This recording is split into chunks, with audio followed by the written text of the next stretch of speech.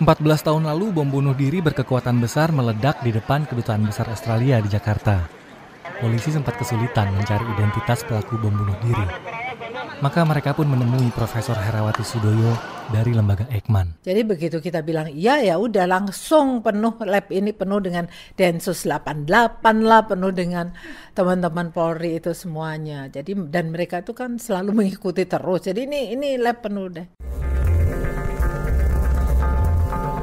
Anda sedang mendengarkan Sains Sekitar Kita. Sains Sekitar Kita. Produksi KBR dan The Conversation Indonesia. Pak, keluar garis kuning, Pak.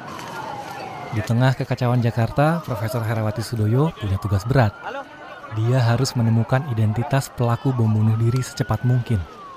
Semua tim peneliti Lembaga Biologi Molekuler Eijkman langsung kerja non-stop, dibantu peralatan laboratorium super canggih, mirip adegan CSI di jaringan TV kabel. Kita mendapatkan banyak macam dari sampel-sampel tersebut, barang bukti tersebut. Ada scalp ya, jadi ada tulang tengkorak dengan rambut masih ada di situ, ada darah, usapan darah, ada kulit gosong, ada segala macam ada di kita.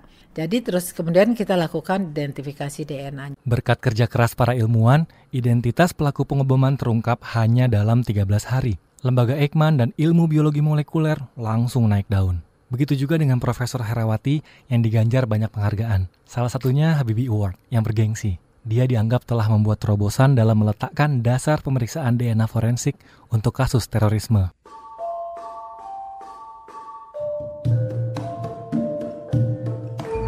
Herawati lahir dan besar di tengah keluarga terdidik di Pare, sebuah kecamatan kecil di Jawa Timur. Sejak dulu dia suka seni, tapi ayahnya yang seorang tentara ingin Herawati jadi dokter.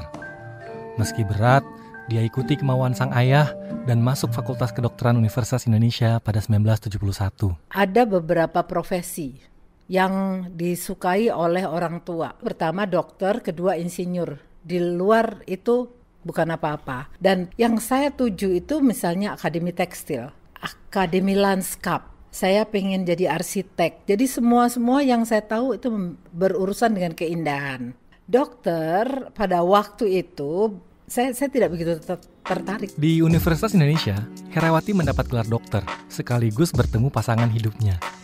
Dia jatuh hati dengan teman kuliahnya Aru Sudoyo dan memutuskan menikah ketika mereka masih mahasiswa di tahun kedua. Setelah lulus, Aru pun kemudian berkarir sebagai dokter, sementara Herawati melanjutkan kuliah sambil mengurus anak-anak. Dan saya ingin bahwa saya ada pada waktu anak-anak saya itu berkembang dan menjadi besar. Jadi saya berpikir, oke, suami saya nantinya akan menjadi seorang klinisi, tapi saya akan bekerja di yang namanya preklinik. Jadi saya kemudian melamar untuk menjadi staf pengajar di Fakultas Kedokteran UI di bagian biologi. Di tengah jalan, Herawati merasa butuh tantangan baru. Kebetulan, senior dia di kampus, Profesor Sangkot Marzuki, sedang mencari mahasiswa Indonesia yang mau belajar cabang ilmu baru bernama biologi molekuler. Maka terbukalah peluang Herawati belajar ilmu baru ini di Monash University, Australia. Pada waktu itu tidak banyak mahasiswa Asia yang diterima di universitas di Australia. Dan apabila pun ada, mereka itu sudah melalui suatu seleksi yang sangat ketat. Prof. Sangkot melalui kontak-kontaknya itu melakukan suatu perjalanan untuk mencari kandidat mahasiswa. Dan dari interview yang dilakukan secara sangat-sangat informal, maka saya terpilih diterima sebagai mahasiswanya. Biologi molekuler langsung memikat hati Herawati. Soalnya, ilmu ini mempelajari keunikan makhluk hidup lewat bagian molekuler yang paling kecil, seperti DNA, RNA, dan protein. Herawati yakin betul ilmu baru ini sangat diperlukan di masa depan. Itulah alasan kenapa dia mengabaikan omongan-omongan nyinyir tentang biologi molekuler. Saya bekerja dengan suatu penyakit yang namanya penyakit mitokondria, yang sebenarnya penyakit genetik yang sangat jarang. Jadi tentu orang bertanya, buat apa kamu belajar penyakit itu? Dia kan nggak relevan dengan, apalagi dengan Indonesia, di mana kita masih ada diare di mana-mana, malaria di mana-mana. Kenapa kamu melakukan studi penyakit-penyakit eksotik seperti ini? Nggak ada artinya. Jadi teknologi itu. Di saat yang bersamaan, Baharudin Yusuf Habibie, Menteri Riset dan Teknologi kita waktu itu, sedang galau. Soalnya Singapura baru membangun sebuah pusat penelitian biologi molekuler yang super canggih. Nggak mau ketinggalan, Habibie pun langsung berinisiatif mendirikan lembaga penelitian biologi molekuler di Indonesia. Cari orang Indonesia untuk membangun suatu lembaga penelitian biologi molekul.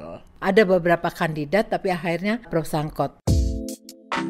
Bersama Profesor Sangkot, Profesor Herawati mendapat tugas negara untuk menyiapkan pendirian lembaga biologi molekuler ini.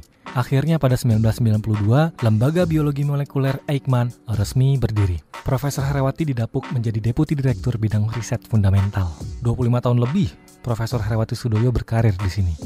Dia bertekad akan terus membongkar keindahan rahasia terkecil makhluk hidup, menjelajah dari DNA ke DNA. Sains Sekitar Kita. Sains Sekitar Kita. Produksi KBR dan The Conversation Indonesia.